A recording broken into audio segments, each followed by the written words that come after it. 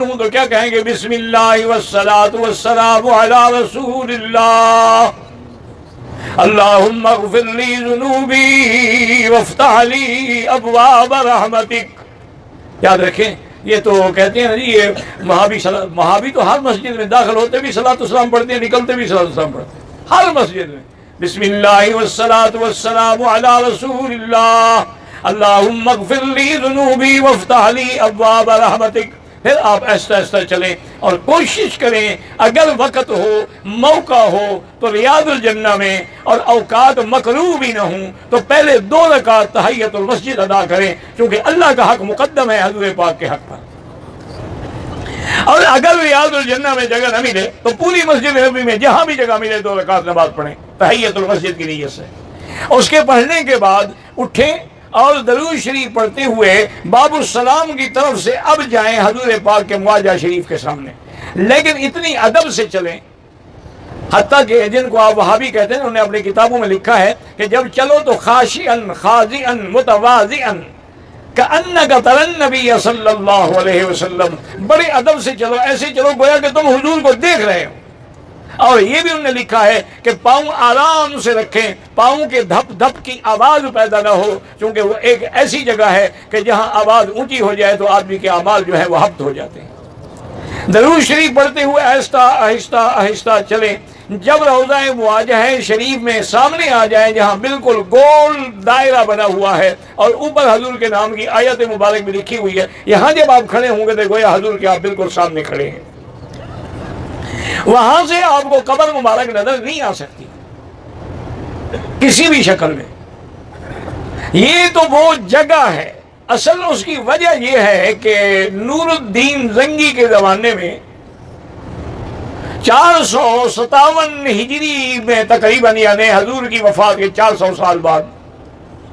نور الدین زنگی بادشاہ تھے، انہوں نے خواب میں دیکھا حضور کی زیارت ہوئی اور حضور نے فرمایا کہ نور الدین تم یہاں مزے سے سو رہے ہو، میرے دشمن مجھے تکلیف پہنچا رہے ہیں،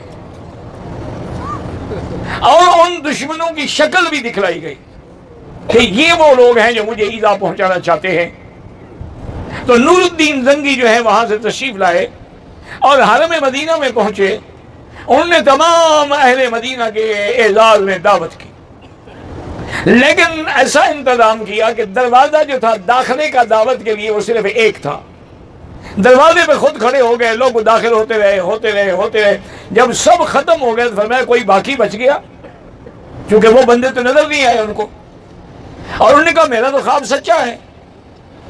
تو اور وہ بندے مجھے نظر، انہوں نے کہا کہ جی ہاں 2 آدمی یہاں ہیں، وہ بڑے بزرگ ہیں اور بڑے عابد زاہد ہیں، وہ تو 24 گھنٹے بس رات دن عبادت میں مشغول رہتے ہیں، وہ نہ کسی سے دعوت کھاتے ہیں نہ کسی سے بولتے ہیں، نماز پڑھ کے پھر اپنے کوٹھے میں چلے جاتے ہیں۔ اور میں نہیں، انہی کو بلاؤ۔ ان کو جب بلائے انہوں نے کہا بھی ہم کیوں جائیں؟ انہوں نے کہا بھی بادشاہ کا حکم ہے، نہیں جاؤ گے تو ہم پکڑ کے بھی لے جائیں گے۔ تو بہرحال اصل میں پتہ ہے وہ کرتے کیا تھے بدبخت، کہ وہ رات کو اپنے حجرے سے انہوں نے گھر لے لیا تھا قریب روضہ شریف کے، اس زمانے میں تو بالکل گھر قریب ہوتے تھے نا، تو رات کو کھدائی کرتے تھے اور سرنگ لگا رہے تھے تاکہ ہم نعوذ باللہ ثم نعوذ باللہ سرکار دو عالم کا جسد مبارک جو ہے وہ یہاں سے نکال کے لے جائیں۔ تھے وہ عیسائی، لیکن ان کو یہ یقین تھا کہ حضور کا جسد محفوظ ہے چاہے 450 سال گزر گئے۔ اب جب وہ سامنے آئے تو نور الدین نے ان کو پہچان لیا اور اپنے جلدادوں کو حکم دیا کہ ان کو پکڑ کے لے جاؤ اور ان کی تفتیش کرو، ان سے پوچھو یہ کیا کر رہے ہیں۔ وہ تو پھر اللہ رحمت کرے جلدادوں کے 2 کوڑے بھی برداشت نہ کر سکے، ساری حقیقت بتا دی، اس گھر میں بھی لے گئے جہاں سے سرنگ بنائی تھی۔ اب سرنگ یعنی باقی کوئی 4-5 میٹر باقی رہ گئی تھی، باقی ساری سرنگ وہ مکمل کر چکے تھے۔ ایک تاریخی روایت میں یہ بھی آتا ہے کہ سرنگ سے گزرنے کے خود سرنگ دیکھنے کے لیے جب نور الدین گئے تو وہ کہتے ہیں کہ میں نے آگے طرح کھولا تو حضور کا پاؤں مبارک مجھے نظر آیا، تو بالکل اسی طرح صحیح سالم تھا، تو میں نے آپ کے پاؤں پہ بوسہ بھی دیا اور پھر بند کر دیا تاکہ بلا وجہ شرک کا کوئی دروازہ نہ کھل جائے۔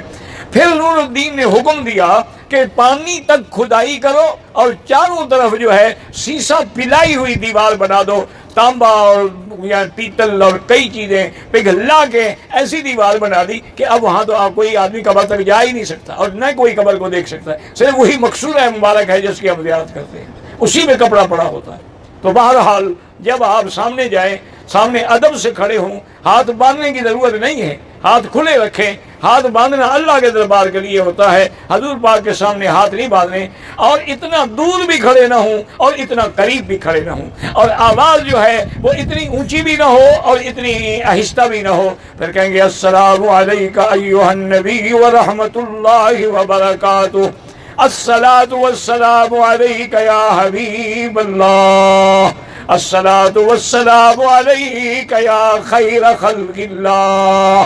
الصلاۃ والسلام علیک یا خاتم الانبیاء والمرسلین، الصلاۃ والسلام علیک یا